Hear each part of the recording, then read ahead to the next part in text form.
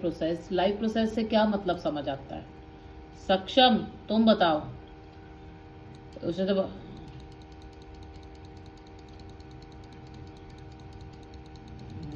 हम्म हम्म हाँ। हम्म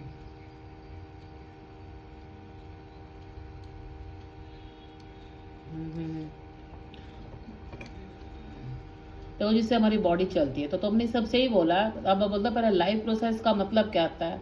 कहता है लाइफ प्रोसेस वो प्रोसेस होता है। कहता है what are the life process, is it clear? कहता है लाइफ प्रोसेस वो प्रोसेस होते हैं हमारी बॉडी में, वो function which can make us alive. Is it clear? Can it clear what we can say? Harshvardhan, life process वो प्रोसेस होते हैं which can make us alive.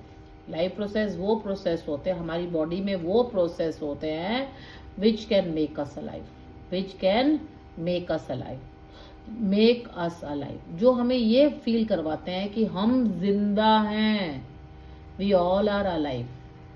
कहते जी हमारी बॉडी में वो रिएक्शन, देखो जी, अगर आप बोलोगे मैम प्रोसेस क्या होता है, process has many reaction, has many reaction, है ना? तो कहते हैं हमारी बॉडी में वो reaction which can make us alive. कहते जैसे बोलो चाय बनाने का प्रोसेस, ऐसे हमारी बॉडी में ऐसे प्रोसेस है जिसमें बहुत सारी रिएक्शंस हैं जो हमें एहसास दिलाती है कि वी आर अलाइव। अगर वो प्रोसेसेस, वो रिएक्शंस हमारी बॉडी में नहीं होंगी तो हम मर जाएंगे। Is it clear? Can it clear? तो जब भी लाइफ प्रोसेस की बात आती है, जब भी आपके लाइफ प्रोसेस की बात आती है, तो लाइफ प्रोसेस वो process which can make us alive. Clear? Can it clear? और अगर आप बोलोगे कि मैम वो कौन से प्रोसेसेस होते हैं जो हमें ये एहसास दिलाते हैं कि हम जिंदा हैं, अगर वो नहीं होंगे तो we will be all dead, हम सारे मर जाएंगे। तो पहला होता है nutrition. Is it clear? Can it clear? And nutrition किससे आता है? फूड से। अगर मुझे बताओ हर्षवर्धन, अगर तुम खाना नहीं खाओगे तो हम मर जाएंगे, बिना खाने के कोई जिंदा नहीं रह सकता। न्यूट्रिशन इज वेरी इंपॉर्टेंट, क्योंकि खाना is very important to make us alive. खाना is very important to make us alive. अगर जिंदा रहना है तो आपको खाना तो खाना पड़ेगा, क्योंकि खाना हमें एनर्जी देता है, बताएंगे। दूसरा है रेस्पिरेशन। रेस्पिरेशन, जब आप कहते हो कि मैम, आप बच्चों को पता है रेस्पिरेशन मतलब सांस लेना, जिसमें आपका ब्रीदिंग भी आता है ना? ऐसे सोचो, अगर सांस नहीं लोगे तब भी मर जाओगे। तो respiration is very important, but there is a difference between respiration and breathing, वो हम आपको आगे क्लियर करेंगे। रेस्पिरेशन बेसिकली हम ये बोलना चाहते हैं कि respiration is like a burning of food. जो भी हम खाना खाते हैं उसकी बर्निंग होती है और उससे क्या बनता है? एनर्जी बनती है ना? ठीक है ना? थर्ड प्रोसेस है विच कैन मेक अस अलाइव, वो क्या होता है? सर्कुलेशन। अब आप बोलोगे मैम सर्कुलेशन या ट्रांसपोर्ट ऑफ ब्लड, है ना? अब आप बोलोगे सर्कुलेशन में किसका सर्कुलेशन होता है? ब्लड का। और उस ट्रांसपोर्ट और सर्कुलेशन ऑफ ब्लड को कौन करता है? हार्ट करता है। तो अब देखो हार्ट कितना इंपॉर्टेंट है। अगर किसी का हार्ट अटैक आ जाए, हार्ट खराब हो जाए, तो वो भी इंसान मर जाता है। किसी का ब्रीदिंग कौन करता है? लंग्स खराब हो जाए तो लंग्स किसके खराब हो जाए? कोरोना वायरस में लोगों के लंग्स खराब हुए थे, वो भी इंसान मर गया। और अगर आप कोई इंसान खाना खाना छोड़ दे तो वो भी इंसान मर जाता है। तो they are interlinked, that could be a part of some system. और थर्ड जो फोर्थ प्रोसेस होता है, that could be excretion. Is it clear? Can it clear? Excretion is the removal of nitrogenous waste. जो आपकी body में nitrogen containing waste होते हैं ना, तो वो अगर हमारी बॉडी में कौन निकालता है उसको बाहर? किडनीज। तो अगर बताओ जिसकी किडनीज खराब हो जाए वो भी इंसान मर जाता है। तो these are the very important organs which can make us alive, तो वो ही लाइफ प्रोसेस में आता है।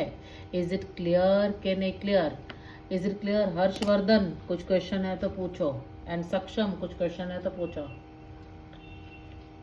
सक्षम, और अब मैं आपसे पूछती हूँ, क्या रिप्रोडक्शन इंपॉर्टेंट है? क्या reproduction is a life process? Can anybody tell me? Reproduction is the continuity of the race, है ना? अपने कंटिन्यूटी ऑफ द रेस, जैसे हम बेबी प्रोड्यूस करते हैं, कंटिन्यूटी ऑफ द स्पीशीज, है ना? वो रिप्रोडक्शन होती है। तो क्या reproduction is a life process? Is reproduction a life process? Okay, what do you say? And is reproduction a life process? सक्षम, आप क्या कहना चाहते हो? नो, गलत. Reproduction is not a life process. अब मुझे बताओ, अगर कुछ कपल ऐसे होते हैं, है ना, जिनके दे हैव नो बेबीज, जिनके बेबीज ही नहीं होते, या ये भी हो सकता है कि किसी के एक्सीडेंट्स में किसी का कैंसर हो जाए, एक्सीडेंट्स हो जाए, उनका रिप्रोडक्टिव ऑर्गन्स निकल जाते हैं बाहर, तो क्या वो जिंदा नहीं रहते? If they don't have the reproductive organs, क्या they can't they be alive? बोलो. रिप्रोडक्शन तो एक इसलिए होती है कि हम अपने बेबीज क्यों, अब मुझे बताओ, अगर कोई इंसान तो शादी ही नहीं करते, उनको तो थ्रू आउट लाइफ ही बेबीज नहीं होते, या जिनके बेबीज नहीं होते तो क्या अलाइव नहीं रहते हैं? बताओ, टेल मी, बताओ हर्षवर्धन. देखो, रिप्रोडक्टिव सिस्टम एक सेकेंडरी सिस्टम है. अगर रिप्रोडक्शन नहीं होगी, हमारे बेबीज नहीं होंगे, तो ये नहीं कि हम इंसान मर जाएंगे. It is the continuity of the race, वो हम आपको बताते हैं. It is the continuity of the species के लिए है. अगर ह्यूमन की प्रजातियों को रखना है तो रिप्रोडक्शन इंपॉर्टेंट है, पर ये नहीं कि एक स्पेसिफिक पर्सन के लिए. अगर सपोज करो किसी की रिप्रोडक्शन नहीं होगी, रिप्रोडक्टिव ऑर्गन्स खराब हो गए, तो वो क्या इंसान मर जाता है? नो. तो reproduction is not a life process. Life process वो प्रोसेस होते हैं जो जीने के लिए हमें चाहिए. लाइफ प्रोसेस वो प्रोसेस होते हैं which can make us alive. नहीं आया? विच can make us. Is it clear? Make us alive. 1 minute, 1 minute, 1 minute. Which can make us alive. Is it clear? Can it clear? कुछ पूछना है तो पूछो. तो रिप्रोडक्शन जो होता है बेटा, वो एक लाइफ प्रोसेस नहीं है. Reproduction is not a life process. Clear के नहीं क्लियर? जो आपकी लखमीर सिंह है, जो आपकी क्या है, लखमीर सिंह है ना, वो रिप्रोडक्शन को लिखती है बेटा कि लाइफ प्रोसेस है. बट एनसीईआरटी बोलती है reproduction is not a life process. Reproduction is not a life process. Clear के नहीं क्लियर? कुछ पूछना है? सक्षम, एनी डाउट? सक्षम और हर्षवर्धन.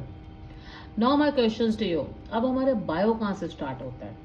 अब मैं आपको स्टार्टिंग से स्टार्ट करती हूँ, थोड़ा सा बायो की इंट्रोडक्शन. जब हम बायोलॉजी की बात करते हैं, logy means study. Logy means क्या होता है? Study. Logy means study. Clear के नहीं क्लियर? और बायो मीन्स लाइफ. नहीं आया? तो जब हम स्टडी ऑफ लाइफ कहते हैं, स्टडी ऑफ लाइफ, तो उसको हम बोलते हैं बायोलॉजी. क्लियर के नहीं क्लियर? जब हम स्टडी ऑफ लाइफ बोलते हैं तो उसको हम क्या बोलते हैं? बायोलॉजी. Is it clear? के नहीं क्लियर? किसी को कुछ पूछना है तो पूछो. और जब हमारी लाइफ स्टार्ट करते हैं, what is the basic unit of life? Which is the basic unit of life? है ना, बेसिक यूनिट ऑफ लाइफ कौन होता है? वो होता है सेल. Is it clear? के नहीं clear? What is the basic unit of life? It is the cell. जैसे हमारे में एटम्स होता है ना केमिस्ट्री में, तो वो सेल होता है. तो हम बोलते हैं cell is the basic unit of life, और cell is the smallest, cell is the smallest and functional unit of life. And functional unit of life. Clear के नहीं क्लियर? और अब मुझे बताओ कि सेल कंबाइन करके क्या बनता है? बहुत सारे cells. The cell can combine to form what? Can anybody tell me? Cell can combine to form what?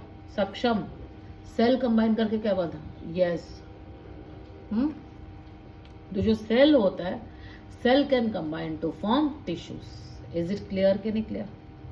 आप बोलोगे मैम क्लस्टर ऑफ सेल, जो आपका क्लस्टर ऑफ सेल्स होता है ना, with specific function, cluster of cell with specific function, तो उसको हम क्या बोलते हैं? That is called as the tissues. जैसे अगर आपके बहुत सारे cell cell cell cell cell cell, तो that will make a tissues. और आपको ये भी बताना चाहती हूँ, आपके जो सेल होते हैं ना, आपके जो सेल होते हैं उनकी डिफरेंट शेप होती है ना, डिफरेंट शेप होती है ना, उनका डिफरेंट नंबर होता है, डिफरेंट नंबर होता है ना, और उनका डिफरेंट फंक्शन होता है. इज इट क्लियर के नहीं क्लियर? उनका शेप डिफरेंट होता है और उनका डिफरेंट फंक्शन होता है हर ऑर्गन में. ये याद रख लेना, क्योंकि आपके जितने भी ऑर्गन्स हैं, है ना, आपके ऑर्गन किसके बनते हैं? सेल के। अगर आप बोलोगे ना कि मैम ये मेरा हार्ट है, for example this is your heart, ये आपका हार्ट ऑर्गन है और ये आपका लिवर ऑर्गन है, ठीक है ना। तो अब मुझे बताओ, हार्ट के सेल का शेप डिफरेंट होगा। अगर वो देखो राउंड है तो सारे राउंड राउंड होंगे। अगर लिवर के सेल का शेप ट्रायंगल है तो सबका ट्रायंगल ट्रायंगल होगा। इज इट क्लियर कि नहीं क्लियर? तो बेटा सेल का शेप, नंबर, फंक्शन डिफरेंट होता है, बिकॉज लिवर का फंक्शन डिफरेंट है। लिवर काम अलग करता है, खाना डाइजेस्ट करने में करता है। लिवर फंक्शन इज डिफरेंट और heart function is different. Is it clear कि नहीं क्लियर? तो आप ये कह सकते हो हार्ट और लिवर का सेल का शेप क्या है? शेप डिफरेंट है। इनफैक्ट उनका साइज भी डिफरेंट होता है। सेल का साइज भी डिफरेंट होता है। इज इट क्लियर कि नहीं क्लियर? और उनमें नंबर भी डिफरेंट होता है। इज इट क्लियर कि नहीं clear? Cell number is also different. Is it clear कि नहीं क्लियर? बेटा जितनी भी आपकी स्पीशीज है, अब मैं आपको बताती हूँ स्पीशीज क्या होती हैं। Can anybody tell me what are the species? आपने बायो में वर्ड सुना है ना, species, human species, cat species, rat species. तो व्हाट इज अ स्पीशीज? कोई बच्चा बता सकता है? Harshvardhan, what is your answer about species? Harshvardhan, do you have any idea what is species? तो स्पीशीज क्या होता है? देन इसका मतलब ग्रुप ऑफ ऑर्गेनिजम्स। कहते हैं ग्रुप ऑफ सिमिलर ऑर्गेनिज्म। कहते हैं it is a group of similar organisms, है ना, विच कैन इंटरब्रीड या विच कैन रिप्रोड्यूस, जो आपस में बेबी प्रोड्यूस करता है। हर्षवर्धन मुझे बताओ, ह्यूमन की शादी किससे होती है? ह्यूमन से। इंसान के बेबीज क्या होते हैं? इंसान के बेबीज क्या होते हैं? ह्यूमन के बेबीज क्या होते हैं? बच्चे क्या होते हैं? ह्यूमन। तो इसका मतलब इंसान की शादी इंसान से होती है। अब मुझे बताओ डॉग की शादी, डॉग की शादी किससे होती है? डॉग के बेबीज डॉग होते हैं। इज इट क्लियर कि नहीं क्लियर? अगर आप बोलोगे मैम कैट होती है, तो कैट के बेबीज क्या होते हैं? कैट्स। इज इट क्लियर कि नहीं क्लियर? कभी देखा कि डॉग और कैट का आपस में सेक्सुअल रिलेशनशिप होता है? Because these are the different species. Dog species different है और कैट स्पीशीज डिफरेंट है। They both are different species. ये डिफरेंट स्पीशीज है, तो इनकी सेक्सुअल रिलेशनशिप नहीं होगी। ये आपस में सेक्सुअल टर्म्स नहीं काम कर सकते। इज इट क्लियर कि नहीं क्लियर? अगर ह्यूमन की शादी ह्यूमन से होती है तो इसका मतलब इनके नो बेबीज, इनका कोई बेबीज होगा ही नहीं, और वैसे भी इनका सेक्सुअल रिलेशनशिप नहीं होगा इनके साथ। जो आपस में सेक्सुअल रिलेशनशिप करते हैं, it is a group of similar organism which can reproduce. Is it clear can a clear? And produce babies. Clear और नॉट हर्षवर्धन? और अगर आप बोलोगे कि मैम जितने भी स्पीशीज हैं, अब आपको क्वेश्चन ये आता है कि हर एक स्पीशीज में सेल, हमारी सब बॉडी सेल से बनी हुई है। आपने क्लास 9th में किया होगा, हमारा जो सेल होता है ना, cell is the basic unit of life. It is the basic unit of life. थोड़ा सा 9th को रिकॉल कर रहे हैं। आपका जो सेल होता है ना, आपका सेल 2 टाइप का होता है। आपने 9th में किया होगा, एक होता है प्रोकैरियोटिक सेल। कौन सा सेल होता है? Prokaryotic cell. और एक कौन सा सेल होता है? One is a eukaryotic cell. Is it clear can it clear? अगर आप बोलोगे मैम प्रोकैरियोटिक सेल क्या होता है? It is a primitive cell. It is a primitive cell. आपने ये 9th में किया था। Old cell. Is it clear can it clear? और यूकैरियोटिक वो सेल होता है जो आपका न्यू सेल होता है। Is it clear can it clear? और जो भी यूकैरियोटिक सेल होता है, ये याद रखना, it has a well defined nucleus. हम सब यूकैरियोटिक सेल है, हमारे पास न्यूक्लियस है। और जिसके पास नो न्यूक्लियस तो वो प्रोकैरियोटिक सेल होते हैं। Is it clear can it clear? Harshvardhan, you understand it or not? जिसके पास भी वेल डिफाइंड न्यूक्लियस होता है वो यूकैरियोटिक सेल होते हैं, और हम यूकैरियोटिक सेल है। और अगर आप बोलोगे कि मैम न्यूक्लियस क्या करता है, जैसे कोई भी सेल है, अगर हम बोलते हैं, अगर आपका यूकैरियोटिक सेल्स में, अगर आप बोलोगे कि मैम यूकैरियोटिक सेल में कौन आता है? यूकैरियोटिक सेल्स में हम आते हैं, यूनिसेलुलर ऑर्गेनिज्म होते हैं जिनमें सिंगल सेल होता है ना, और मल्टी सेलुलर भी होते हैं। इज इट क्लियर कि नहीं क्लियर? और यूनिसेलुलर में कौन सा आता है? एक अमीबा आता है, अमीबा।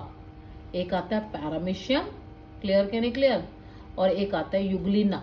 ये आपको याद करना है। और अगर आप बोलोगे मल्टी सेलुलर एनिमल्स में कौन आता है मैम, मैं बोलूँगी एक एनिमल्स आते हैं और एक प्लांट्स आते हैं। इज इट क्लियर कि नहीं क्लियर? और आप ये बात आते ना, eukaryotic cell has a well defined nucleus, इसमें न्यूक्लियस होता है। इज इट क्लियर कि नहीं क्लियर? और अगर आप बोलोगे कि मैम न्यूक्लियस में क्या होता है मैम, हमारे जीन्स होते हैं, बस इतना। और ये जीन्स के बारे में हम आपको नेक्स्ट चैप्टर में बताएंगे, 3rd चैप्टर बायो का, रिप्रोडक्शन। जीन्स जो होते हैं they are very very very important. Is it clear कि नहीं क्लियर? जीन्स के अंदर हमारा डीएनए होता है और वो डीएनए क्या बनाता है, प्रोटीन्स। और वो जो प्रोटीन्स होते हैं they all are enzymatic nature, ये प्रोटीन ही एंजाइम्स होते हैं। और हमारी बॉडी की फंक्शनिंग को कौन करता है, हमारी बॉडी की फंक्शनिंग को कौन करता है, एंजाइम। इज इट क्लियर कि नहीं क्लियर? जो भी हमारे एंजाइम्स होते हैं ना वो हमारी बॉडी की फंक्शनिंग करते हैं, ये याद रखना है आपको। आपके जीन्स, आपका जेनेटिक मटेरियल, आपके क्रोमोसोम्स, आपके जीन्स, आपने सुना होगा क्रोमोसोम, आपका genetic material, is it clear कि नहीं क्लियर, वो आपका न्यूक्लियस के अंदर होता है। इज इट क्लियर कि नहीं क्लियर? इतना समझ आया कि नहीं आया? हम आपको बार बार बताते हैं, यूकैरियोटिक सेल हैज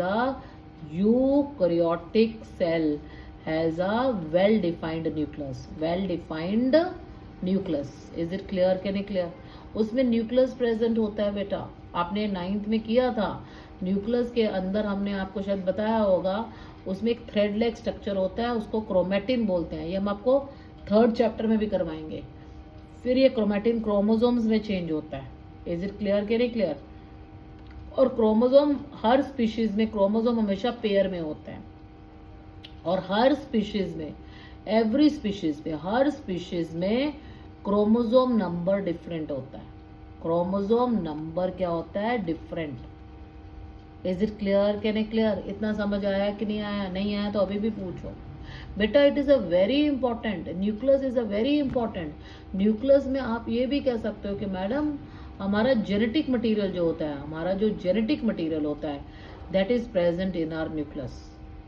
अगर आप बोलोगे कि आप बोलोगे मैम ये क्रोमोसोम्स क्या होते हैं, भाई सब में क्रोमोसोम्स नंबर डिफरेंट होते हैं। फॉर एग्जांपल ह्यूमन में जो क्रोमोसोम्स होता है, हमारे में 46 क्रोमोसोम्स होते हैं। इज इट क्लियर कि नहीं क्लियर? Is it clear? और अगर आप बोलोगे कि मैम डॉग में कितना क्रोमोसोम्स होता है ना, 38 और 8 और 8 आई थिंक 96 क्रोमोसोम्स होते हैं। इज इट क्लियर कि नहीं क्लियर? सब में क्रोमोसोम्स डिफरेंट होते हैं। अगर आप बोलोगे हमारे में कितने पेयर होते हैं, 23 पेयर, ये पेयर में होता है। और ये आई थिंक 38 पेयर। तभी तो हम डिफरेंट स्पीशीज है, we are a different species. Clear कि नहीं clear? We are different species. आप ऐसे भी कह सकते हो बिकॉज हमारा जेनेटिक मटेरियल डिफरेंट है, बिकॉज आर जेनेटिक मटेरियल, हमारे जीन्स क्या है, डिफरेंट है। आया कि नहीं आया Harshvardhan? You get it or not? Any doubt? Saksham, तुम्हें समझ आया कि नहीं आया? इसलिए बेटा हमारे जीन्स डिफरेंट है, हमारे क्रोमोसोम्स डिफरेंट है। ये मैं आपको डिटेल में रिप्रोडक्शन में बताऊंगी, बस ये याद रख लेना। हमारे जीन्स डिफरेंट है, इसलिए हम डिफरेंट स्पीशीज हैं। और अगर आप बोलोगे मैम ये जीन क्या करते हैं, आप कहते हैं ना आपको मम्मी पापा से जीन मिले हैं, ये जीन ही एंजाइम बनाते हैं। क्या बनाते हैं? एंजाइम्स। अब मुझे कोई बच्चा बता सकता है व्हाट आर एंजाइम? ये एंजाइम हमारी जो बॉडी की फंक्शनिंग करते हैं ना, वो कौन करता है? जीन्स। Is it clear? अब और वो हर एक जीन एक एंजाइम बनाता है। तो अब मुझे कोई बच्चा बताएगा व्हाट आर एंजाइम्स? एंजाइम्स क्या करते हैं? Can anybody tell me? Enzymes क्या होता है? What are enzymes? बता सकते हो? What are enzyme? एंजाइम हर काम करता है। एंजाइम क्या करते हैं? कहते हैं एंजाइम्स आर द, आपका आंसर क्या होगा? Enzymes are the biocatalyst. Enzyme are the biocatalyst which can speed up the reaction, speed up the reaction without itself being consumed in the reaction. Enzyme वो होते हैं without it self being consumed. Enzyme वो होते हैं जो reaction को बहुत fast कर देते हैं। हमारी बॉडी में बहुत रिएक्शन हो रही है और उनको कौन कैटेलाइज करता है? एंजाइम। और एंजाइम को कौन बनाता है? हमारे जीन। पूछो। यस। बायो कैटलिस्ट का मतलब बायोलॉजिकल, मतलब हमारे बॉडी में होते हैं, और कैटलिस्ट वो होते हैं जो रिएक्शन को फास्ट कर देते हैं। अगर आपका रस्टिंग ऑफ आयरन, अगर कोई रिएक्शन बाहर है, अगर आप उसमें कुछ ऐसा कुछ डाल दो जिससे आपकी रिएक्शन फास्ट हो जाते हैं, तो they are the bio catalyst जो रिएक्शन को, उस काम को तेज कर देते हैं। जैसे फॉर एग्जाम्पल, अगर फॉर एग्जाम्पल आपने खाना खाया है, you have taken a food, तो आपके फूड की डाइजेशन होती है, तो उस डाइजेशन के लिए आपको एंजाइम्स चाहिए। और एंजाइम्स कौन बनाता है? आपके जीन्स। तो वो डाइजेशन को एंजाइम्स क्या करते हैं? Help in fast digestion of food. Is it clear? Can clear? Fast digestion of food. Is it clear? ये एंजाइम्स तो मैं बोलती हूँ, मैं तो एंजाइम को स्कूल बस बोलती हूँ। एंजाइम क्या होते हैं? स्कूल बस की तरह होते हैं। बताओ, अब मुझे बताओ, एक टाइम में स्कूल बस कितने बच्चों को छोड़ती है? स्कूल में 50 बच्चों को, 50 किड्स को। अगर एक टाइम में स्कूल बस स्कूल में कितने बच्चों को छोड़ती है? 50 बच्चों को। और उसके बाद क्या करती है? अपने स्टैंड पे आके खड़ी हो जाती है। तो एंजाइम्स भी कहता है फटाफट आओ आओ आओ आओ। एंजाइम एक स्कूल बस की तरह है, वो फटाफट फटाफट फटाफट रिएक्टेंट को बोलता है आओ आओ आओ, प्लीज जल्दी आओ जल्दी आओ जल्दी आओ, और वो खाने को फटाफट डाइजेस्ट करके आगे चलती है। एंजाइम क्या करती है? उस रिएक्शन को इतने गुना फास्ट कर देती है। तुम्हें पता है, आपने जो मील खाया, आपने अभी खाना खाया ना, जब हम एक मील खाते हैं, जैसे आपने कभी लंच किया है, तुम्हें पता है ये एंजाइम, आप मुझे बताओ, जब आप खाना खाते हो तो 4 घंटे में आपका खाना डाइजेस्ट हो जाता है कि ना? 4 घंटे का हर बच्चे को भूख लगता है ना?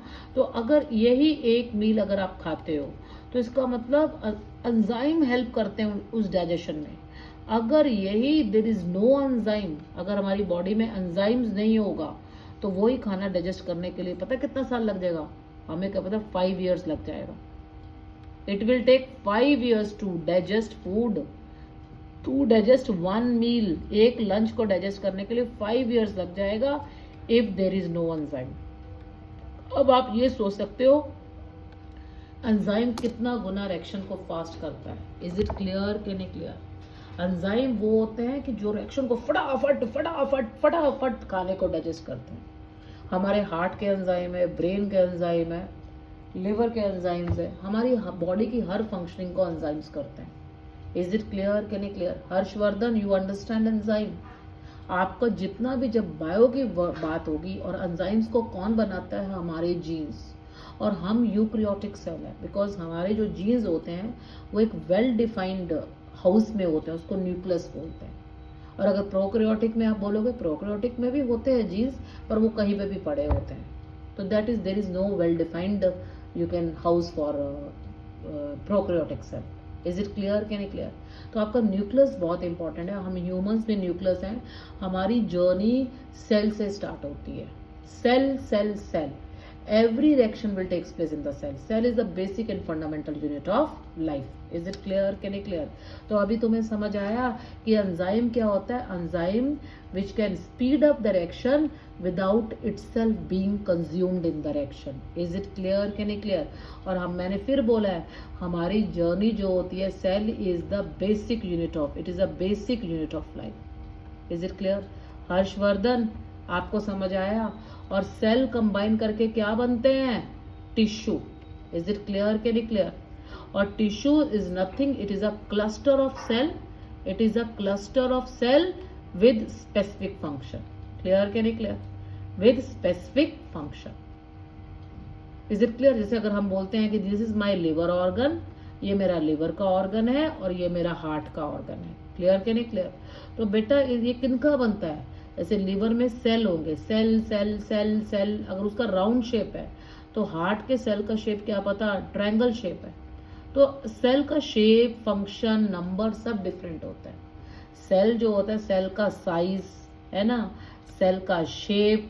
Is it clear? Can you clear? और उसका नंबर, सेल नंबर हर एक स्पीशीज में डिफरेंट होता है, बिकॉज हमारे जीन्स डिफरेंट है। Is it clear? Can you clear? तो अगर आप बोलोगे कि सेल कंबाइन करके क्या बनता है, Harshvardhan, that is a tissues. और अगर आप बोलोगे मैम टिश्यूज कंबाइन करके क्या बनते हैं, can anybody tell me, tissues combine करके क्या बनता है Harshvardhan? Tissues combine to form organ. Clear क्या नहीं क्लियर? ये देखो लिवर ऑर्गन, जैसे आपका क्लस्टर ऑफ सेल्स, सपोज करो ये मेरा स्किन है, अगर मैं स्किन का टुकड़ा आपको काट के देती हूँ, this is a cluster of cell, तो दिस इज अ टिश्यूज, और मेरी पूरी स्किन को कंबाइन कर दो तो वो एक ऑर्गन बन जाता है। Is it clear? जैसे मेरी आई है, मैं अगर आई का एक छोटा सा पीस आपको कट करके देती हूँ तो इट इज अ टिश्यू, और अगर मैं सारे टिश्यूज को कंबाइन कर दूं तो this is a I organ. Is it clear? Can I clear? Can I move to the next topic? इतना समझ आया कि नहीं आया? Harshvardhan and Saksham, cell combine करके क्या बनता है? Cell combine to form what? Tissues, और टिश्यूज कंबाइन करके क्या बनते हैं? ऑर्गन, और ऑर्गन कंबाइन करके क्या बनता है? मुझे बताओ, जैसे आप, हाँ अब मुझे बताओ, जैसे हार्ट ऑर्गन है, लिवर ऑर्गन है, तो हर्षवर्धन क्या ये ऑर्गन अकेले काम करते हैं? अगर किसी को हार्ट अटैक आ जाए तो वो क्या इंसान बच जाता है? कभी भी ऑर्गन अकेले काम नहीं करते। These organ will work in association with other. अगर मुझे बताओ, जैसे मैं बोलती हूँ एजुकेशन सिस्टम है, क्या एजुकेशन सिस्टम में हर्षवर्धन क्या स्टूडेंट होते हैं? उसमें स्टूडेंट्स भी होते हैं, उसमें टीचर्स भी होते हैं, और उसमें पियोन्स भी होते हैं। इज इट क्लियर क्या नहीं क्लियर? तो मैं आपको ये बताना चाहती हूँ, तो बहुत सारे ऑर्गन्स कंबाइन करके, ऑर्गन कभी अकेला नहीं काम करता। Heart will work in association with liver, liver, heart, kidneys, brain सब एक दूसरे के साथ काम करते हैं। अगर किसी का ब्रेन खराब हो जाएगा तो वो मर जाएगा, लिवर खराब हो जाएगा वो मर जाएगा, हार्ट खराब हो जाएगा वो मर जाएगा। तो this organ will work in association, they will make a organ system. Is it clear क्या नहीं क्लियर? और ऑर्गन सिस्टम हमारी बॉडी में, जैसे हार्ट सिस्टम है उसका काम अलग है, हार्ट वो सबकी हेल्प लेके काम करते हैं। जैसे एक लिवर सिस्टम है, इज इट क्लियर क्या नहीं क्लियर? जैसे आपने सुना होगा ब्रेन सिस्टम, तो ब्रेन भी तो बहुत लोगों के साथ मिलजुल के काम होता है बेटा। और ऑर्गन सिस्टम कंबाइन करके क्या बनता है बता सकते हो हर्षवर्धन? तो आपकी बॉडी के सारे सिस्टम कंबाइन कर लूँ तो that will make a complete organism, और हर्षवर्धन और सक्षम आप बन जाते हो। Is it Harsh and Saksham? Is it clear के नहीं क्लियर? तो that is a organism. Clear के नहीं क्लियर? तो हमारा बायो का जर्नी यहाँ से स्टार्ट होता है। किससे स्टार्ट होता है? सेल से। क्लियर के नहीं क्लियर? सेल कंबाइन करके टिश्यूज बनते हैं, टिश्यूज कंबाइन करके ऑर्गन्स, ऑर्गन कंबाइन करके ऑर्गन सिस्टम, और आपके बॉडी के सारे सिस्टम्स कंबाइन कर दें तो that will make a complete organism. Harsh is our organism and Saksham is our organism. और आप कौन सी स्पीशीज हो? ह्यूमन स्पीशीज हो। इज इट क्लियर के नहीं क्लियर? आप एक स्पीशीज हो, क्योंकि जितनी भी जैसे मैं बोलती हूँ स्पीशीज तो बहुत होती हैं। जैसे प्लांट स्पीशीज अलग है, टीचर बोलेगी प्लांट स्पीशीज होती है और एक एनिमल स्पीशीज होती है। बेटा सब स्पीशीज अलग है, बिकॉज हमारा genetic material is different species has different genes. Is it clear? जितनी भी स्पीशीज होती हैं they have different genetic material. Is it clear? या different genes. Is it clear के नहीं क्लियर? जीन्स का नंबर, क्रोमोसोम नंबर, वो हम आपको डिटेल में बताएंगे। और मैं बताना चाहती हूँ जो हमारा न्यूक्लियस होता है ना, न्यूक्लियस के अंदर जीन होते हैं, बहुत सारे जीन होते हैं। न्यूक्लियस के अंदर क्या होता है? जीन्स। इट्स वेरी, न्यूक्लियस के अंदर क्या होते हैं? जीन्स। न्यूक्लियस के अंदर क्या होता है? जीन्स। इज इट क्लियर कि नहीं क्लियर? न्यूक्लियस के अंदर क्या होते हैं? जीन। न्यूक्लियस के अंदर क्या होते हैं? जीन्स। Completely open. न्यूक्लियस के अंदर क्या होते हैं? जीन्स। बेटा हमारी बॉडी को जीन्स कंट्रोल करते हैं। इज इट क्लियर कि नहीं क्लियर? क्योंकि हर्षवर्धन जीन ही हमारे एंजाइम्स बनाते हैं। एक जीन एक एंजाइम बनाता है, पता है आपको? एक जीन एक एंजाइम। हमारे डाइजेशन के एंजाइम अलग होते हैं, we have a digestive enzyme. नहीं आया? खाने के एंजाइम्स डिफरेंट है। आपके हार्ट के एंजाइम्स होते हैं। इज इट क्लियर कि नहीं? जो हार्ट की फंक्शनिंग करते हैं। तो जो एंजाइम्स होते हैं they are doing the functioning of our body. Clear के नहीं क्लियर? अगर आपके जीन खराब हो जाएंगे तो एंजाइम नहीं होगा तो आपकी बॉडी फंक्शनिंग खराब हो जाएगी। तो हमारे हार्ट के एंजाइम्स डिफरेंट होते हैं, लिवर के एंजाइम्स डिफरेंट होते हैं। इज इट क्लियर के नहीं क्लियर? है ना? किडनी के एंजाइम्स डिफरेंट है। इज इट क्लियर के नहीं क्लियर? कभी देखना जब डॉक्टर्स कहते हैं कि आप KFT करवा लो, kidney functions test, liver functions test, LFT करवा लो, तो बेटा वो आपके एंजाइम्स देखते हैं। इज इट क्लियर कि नहीं क्लियर? इज इट क्लियर कि नहीं क्लियर? वो एंजाइम्स चेक करते हैं। Is it clear? नहीं आया कि नहीं आया? They are checking our enzyme.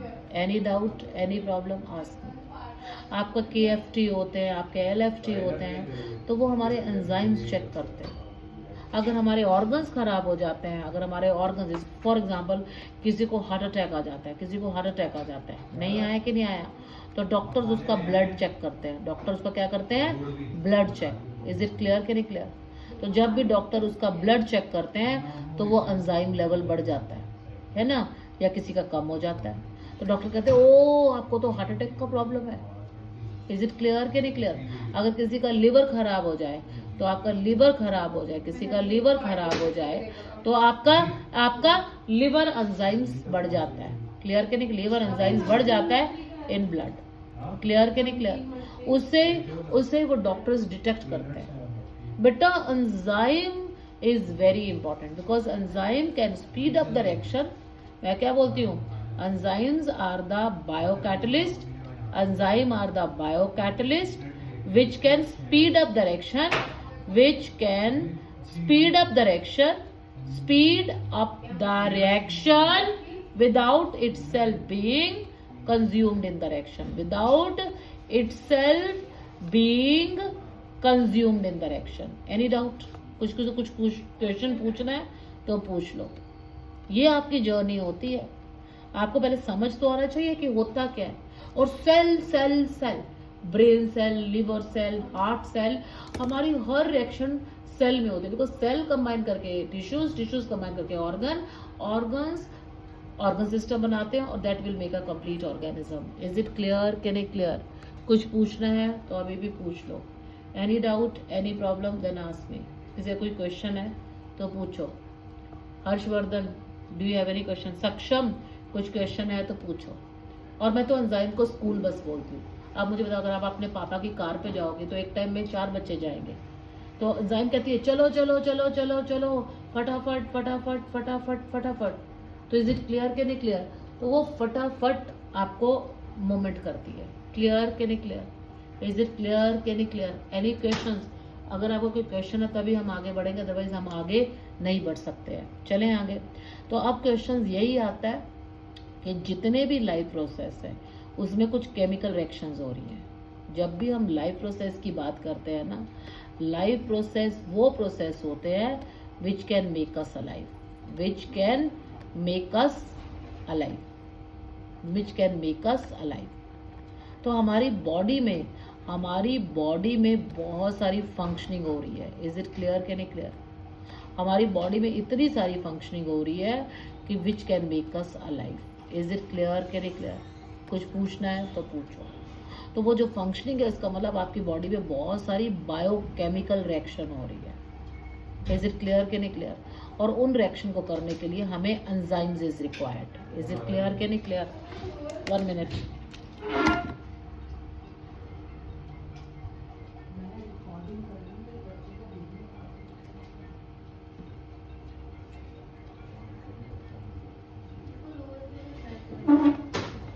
Is it clear कि नहीं क्लियर? तो उसमें बहुत सारे एंजाइम्स इन्वॉल्व होते हैं और आपकी every reaction is taking place in the cell.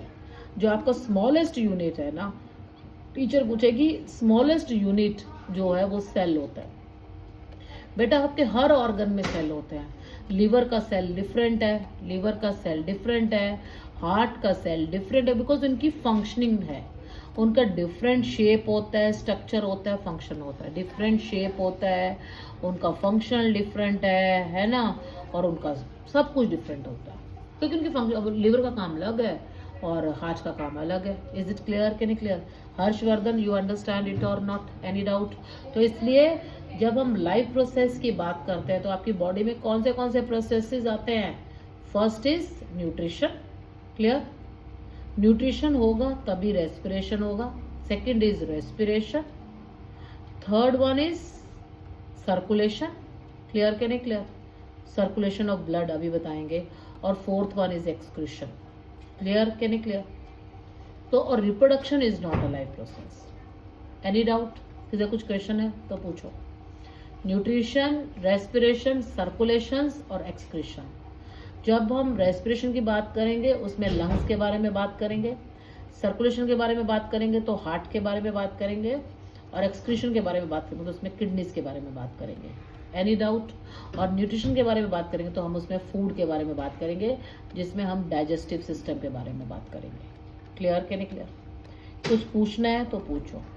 और मैं बताना चाहती हूँ कि आपको जो लाइफ प्रोसेस हैं, आपको हम कैटेगराइज करते हैं, जो भी आपके लाइफ प्रोसेस हैं, आपके एक एनिमल सिस्टम अलग है। मैं पहले एनिमल सिस्टम की बात करूंगी, आपकी बुक बहुत कंफ्यूजन है, और फिर मैं प्लांट्स के बारे में बात करूंगी, प्लांट सिस्टम के बारे में। First we were doing with the animal system, क्योंकि एनिमल सिस्टम कॉम्प्लिकेटेड है, एनिमल सिस्टम इज कॉम्प्लिकेटेड। और अब देखो, जब हम चीज़ें करवाएंगे, मैंने बोला ना हर एक सिस्टम इंटरलिंक करता है। पहले मैं एनिमल को डन करूंगी और फिर मैं प्लांट को करूंगी, बिकॉज हमारी बॉडी में जितने भी सिस्टम्स है ना, हमारी बॉडी में ह्यूमंस में जितने भी सिस्टम्स है ना, heart system, liver system, kidney system, all are interlinked. हर चीज इंटरलिंक्ड है बेटा। क्लियर कि नहीं क्लियर? तो इसलिए बेटा पहले हम एनिमल सिस्टम पे फोकस करेंगे, जिसमें आपके बहुत सारे सिस्टम्स हैं। जैसे मैंने आपको बताया है कि अगर आप बोलोगे कि मैम एनिमल सिस्टम में हमें कौन से सिस्टम कर रहे हैं, सबसे फर्स्ट सिस्टम होगा डाइजेस्टिव सिस्टम। क्लियर कि नहीं क्लियर? और डाइजेस्टिव सिस्टम किसको, कौन से प्रोसेस को डिफाइन करता है? न्यूट्रिशन को। क्लियर? फिर दूसरा प्रोसेस होगा आपका रेस्पिरेटरी सिस्टम। क्लियर कि नहीं क्लियर? रेस्पिरेटरी सिस्टम, उसमें कौन सा ऑर्गन इन्वॉल्व होगा? आप बोलोगे मैम लंग्स। तीसरा सिस्टम है आपकी बॉडी में सर्कुलेटरी सिस्टम। तो जब हम सर्कुलेटरी सिस्टम की बात करेंगे तो उसमें हमारा आता है हार्ट। इज इट क्लियर कि नहीं क्लियर? और जब आपका फोर्थ सिस्टम है, जो आपका फोर्थ सिस्टम है, दैट कुड बी योर, जब हम आप बोलोगे कि मैम हमारा फोर्थ सिस्टम कौन सा होता है, तो हमारा जो भी आपका फोर्थ सिस्टम होगा, इज इट क्लियर कि नहीं clear? That could be your excretory system. Clear कि नहीं क्लियर? जिसमें आपका किडनी सिस्टम आता है। किसी को कुछ पूछना है तो अभी पूछो। And you know these organs are very important. Without kidney कोई नहीं जिंदा रह सकता बेटा। हार्ट को प्रॉब्लम आए तो हार्ट अटैक आ जाए तो इंसान मर जाता है, लंग्स खराब हो जाए तब भी मर जाए, और किसी ने खाना छोड़ दिया तो इंसान तब भी मर जाएगा। तो दे all our life process. Is it clear? Is it clear? सक्षम और हर्षवर्धन, किसी को कुछ पूछना है तो अभी भी पूछो। देखो आज गौराशी नहीं है तो थोड़ा सा मैं रिकॉर्डिंग भी कर रही हूँ उसके लिए। देखो सिलेबस को आगे बढ़ाना है, मैं सिलेबस को आगे बढ़ाने के बाद मैं एक पॉज दूंगी, आप चिंता मत करो। उसके बाद हम फिर रिवीजन करेंगे जिसका जो चीज़ें आ रही हैं, बट थोड़ा सा सिलेबस आगे बढ़ेगा और आपको भी पढ़ना पड़ेगा। अगर मैं चीज़ों को रिपीट करती रहूँगी, मैं सबको बोल रही हूँ मेरा कुछ नहीं जाना, I will repeat so many times, but जब तक आप मेरी शीट्स को नहीं पढ़ोगे, मेरा नोट्स को भी नहीं पढ़ोगे, तो आपको कुछ भी नहीं समझ आएगा। इज इट क्लियर कि नहीं क्लियर? Is it clear? सक्षम, you understand it or not? सक्षम समझ आया? बिकॉज सक्षम का एग्जाम नियर बाय है, बाकी तो गौराशी का तो अभी कुछ आया ही नहीं, और मुझे पता है हर्षवर्धन का उसमें आएगा जून में। तब तक हम बहुत सिलेबस को आगे इंक्रीज करेंगे, क्योंकि केमिस्ट्री समझाने के लिए मुझे 9th का बेस, देखो बायो में तो थोड़ा सा बेस था तो हमने क्लियर किया है, केमिस्ट्री के लिए मुझे 3-4 क्लासेस चाहिए just to clear your base. Is it clear कि नहीं क्लियर? हर्षवर्धन तुम्हें समझ आया कि नहीं आया? इसलिए केमिस्ट्री को अभी टच नहीं कर रही मैं, ठीक है?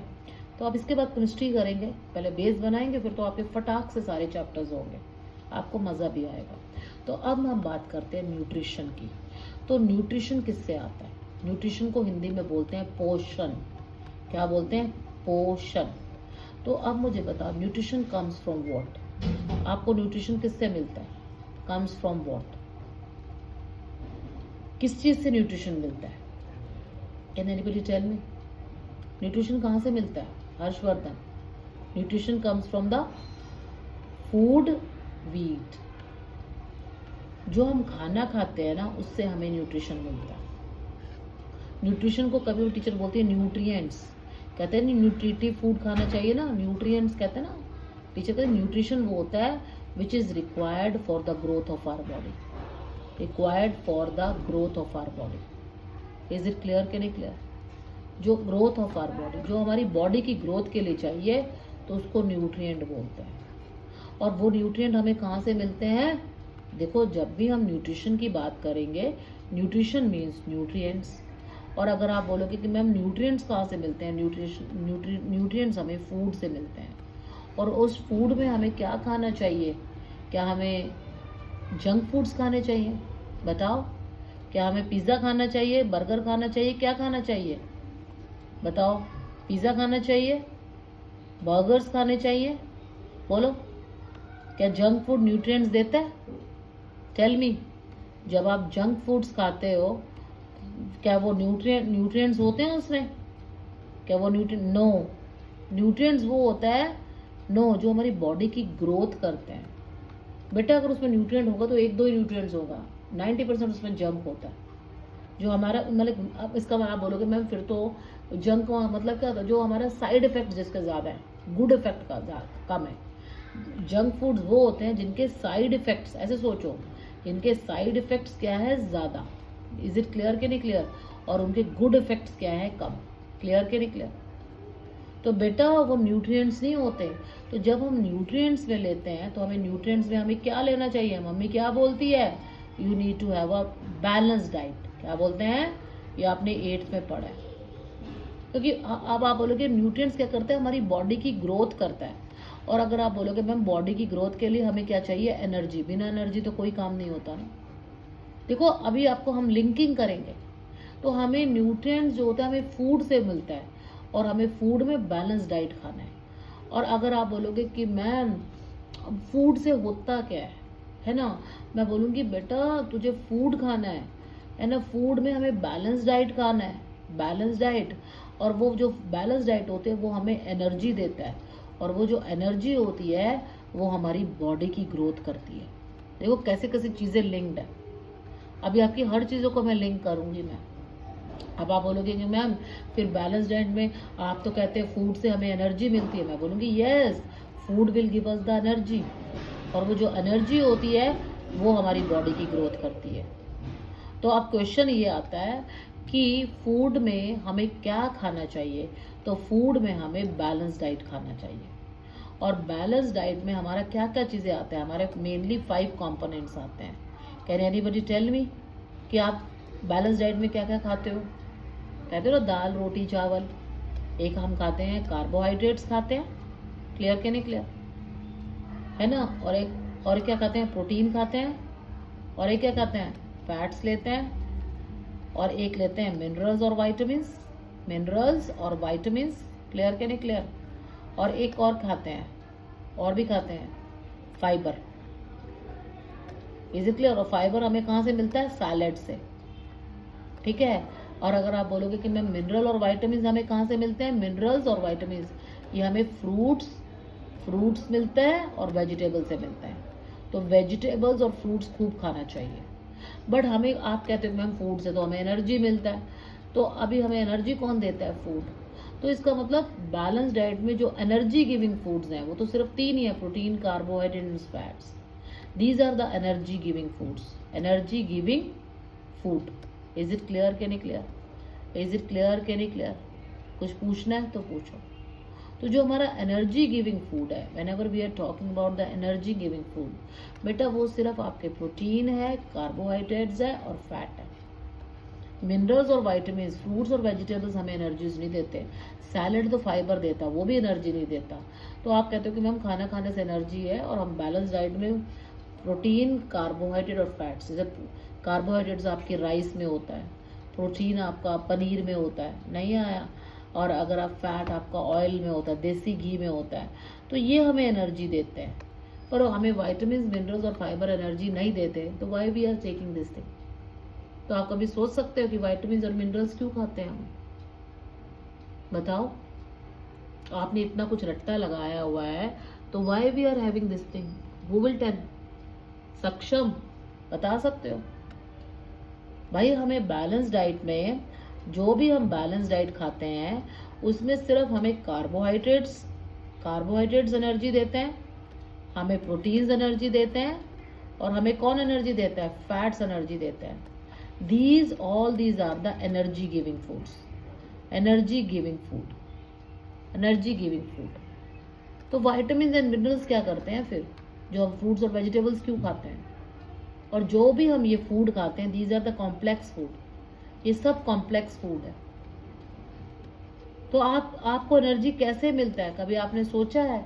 तो इसलिए बेटा, जब भी आपका कॉम्प्लेक्स फूड में आपका क्या होता है, प्रोटीन आता है, कार्बोहाइड्रेट्स आता है और फैट आता है, क्योंकि एनर्जी हमें यही देते हैं, एंड फैट आता है. So whenever we are eating all this thing, तो ये हमारी बॉडी में जब हम इनको ईटिंग करते हैं तो हमारी बॉडी में इनकी डाइजेशन होती है. क्या होती है? डाइजेशन. अब आप बोलोगे मैम डाइजेशन क्या होता है? मैंने बोला ये कॉम्प्लेक्स फूड है. तो whenever we have a digestion, complex food जो होता है आपका, जो बॉडी में जो कॉम्प्लेक्स फूड होता है, it is converted into simpler forms. तो वो सिंपलर फॉर्म्स में कन्वर्ट होता है. इज इट क्लियर कि नहीं क्लियर? और उसके लिए क्या चाहिए आपको? एंजाइम. आपको डाइजेस्टिव एंजाइम्स चाहिए. उसका नाम होता है डाइजेस्टिव एंजाइम. और एंजाइम्स कौन बनाता है? हमारे जीन. अभी आपको बताया ना. तो इसलिए बेटा, आपका जो भी आपका खाना होता है तो उसको डाइजेशन होती है. Whatever you are eating, your complex food, it is converted into simpler forms. Clear के नहीं clear? Simpler forms with the help of digestive enzyme, with the help of digestive enzyme. और वो enzyme को कौन बनाता है? आपके gene. और मैंने बोला कि आप whatever you are eating, protein, आपको कार्बोहाइड्रेट्स, और अगर आप फैट खाते हो, एंड फैट, बेटा इनकी डाइजेशन होती है. तो उसके लिए उसको डाइजेशन करने के लिए डाइजेस्टिव एंजाइम चाहिए, और वो ही खाने को फास्ट करते हैं ना. मैंने बोला ना, वो बहुत स्पीड अप करते हैं. बट अब आप बोलोगे मैम फिर हम वाइटामिन और मिनरल्स, फ्रूट्स और वेजिटेबल्स क्यों खाते हैं? ये डाइजेस्टिव एंजाइम को फंक्शनल करने के लिए. फंक्शनल समझते हो? फंक्शनल मतलब ये वर्क तभी करते हैं whenever you have a vitamin and minerals. Clear के नहीं क्लियर? वाइटामिन एंड मिनरल्स उनको हेल्प करते हैं, वो फंक्शनल होते हैं, which come from the fruits and vegetables. Is it clear कि नहीं क्लियर? इज इट क्लियर और नॉट? सक्षम और हर्षवर्धन. हर्षवर्धन, आपको एनर्जी कौन देता है? प्रोटीन, कार्ब, दाल, रोटी, चावल. आप वेजिटेबल्स क्यों खाते हो? क्योंकि उसमें वाइटामिन और मिनरल्स होते हैं. और आपको खाना, क्योंकि आपको जो भी खाना खाते हो उसको सिंपलर फॉर्म में कन्वर्ट करना होता है, तभी वो एक्ट करते हैं. तो उनको डाइजेशन करने के लिए डाइजेस्टिव एंजाइम चाहिए. एंजाइम को तो हमारे जीन्स बना देते हैं, बट वो एंजाइम फंक्शनल तब होते हैं कि जब आपकी बॉडी में प्रॉपर वाइटामिन होते हैं और मिनरल्स होते हैं. अगर आपके वाइटामिन और मिनरल्स नहीं होंगे तो वो एंजाइम कहते हैं हम काम ही नहीं कर पाएंगे. इसलिए आपको डेफिशिएंसी डिजीज भी होती है. कई लोग क्या करते हैं कि कुछ बच्चे ऐसे होते हैं जो बैलेंस डाइट नहीं खाते. They are not eating vegetables और फ्रूट्स नहीं खाते. मेरी बेटी भी क्या करती है, वेजिटेबल्स और फ्रूट्स को बाहर निकाल देती है, वेजिस खाती ही नहीं है. तो उनसे उनको डेफिशिएंसी डिजीजेज हो जाती है. वो क्या करती है, वेजिटेबल्स एंड फ्रूट्स को क्या करती है, नहीं खाती. कहती मम्मा मुझे नहीं खाना. तो उनसे क्या होता है, बिकॉज वेजिटेबल्स और फ्रूट्स हमें मिनरल्स और वाइटामिन देते हैं. क्या देते हैं? मिनरल्स और वाइटामिन. क्लियर के नहीं क्लियर? और यही हमारे एंजाइम को क्या करते हैं, फंक्शनल. इज इट क्लियर के नहीं क्लियर?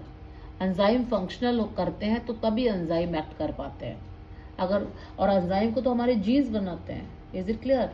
बट एंजाइम कहते हैं हम एक्ट तभी करेंगे अगर इस बच्चे की बॉडी में वाइटामिन और मिनरल्स हैं. इज इट क्लियर कि नहीं क्लियर? समझ आया कि नहीं आया? जैसे मैं बोलती हूँ, अगर आपको मस्कुलर कॉन्ट्रैक्शन करना है, मस्कुलर कॉन्ट्रैक्शन जब आप दौड़ते हो, भागते हो, है ना, उसके लिए आपके बहुत सारे आपकी बॉडी में एंजाइम्स हैं, पर उनको फंक्शनल वो तभी होते हैं जब आप कैल्शियम लेते हो. कैल्शियम आपको मिल्क से मिलता है. इज इट क्लियर कि नहीं क्लियर? तो इसलिए उन एंजाइम को फंक्शनल करने के लिए हमें वाइटामिन और मिनरल्स चाहिए. इज इट क्लियर कि नहीं clear? That is a very important. तो बेटा, जो भी आपका कॉम्प्लेक्स फूड होता है, जो भी आपका कॉम्प्लेक्स फूड होता है, उसको सिंपलर करने के लिए, सिंपलर फॉर्म जो हमारी बॉडी डिटेक्ट करती है, ठीक है ना, एनर्जी के लिए वो ग्लूकोज होता है। तो इसके लिए बहुत सारे डाइजेस्टिव एंजाइम्स चाहिए। खाने को कौन डाइजेस्ट करता है? Digestive enzymes. और फिर वो सिंपलर फॉर्म्स हमारी बॉडी क्या करती है? Detect glucose, that is a C6H12O6। फिर आप बोलोगे भाई फिर ये ग्लूकोज हमें एनर्जी कैसे देता है? तो this glucose with the help of blood, ये ब्लड के थ्रू ये हमारे एवरी सेल के पास जाता है। It will go to the every cell of our body, every cell of our body, because it is like a story line. फिर हमारे हर सेल में क्या होता है? रेस्पिरेशन। अब आप बोलोगे मैम रेस्पिरेशन क्या होता है? Respiration is the burning of food. जैसे जब आप बर्निंग ऑफ फूड, आपकी बॉडी में फूड की बर्निंग होती है। जो भी आप खाना खाते हो उसको सिंपलर फॉर्म होता है ग्लूकोज। तो आपकी बॉडी से आपका बॉडी का पेट्रोल होता है ग्लूकोज। जैसे अब गाड़ी पेट्रोल से चलती है ना, तो हमारी बॉडी का पेट्रोल ग्लूकोज होता है। तो फिर इस ग्लूकोज की बर्निंग होती है। तो इन the presence of 6O2 it will give 6 CO2, 6 water और 38 ATP। ये आपको रेस्पिरेशन है।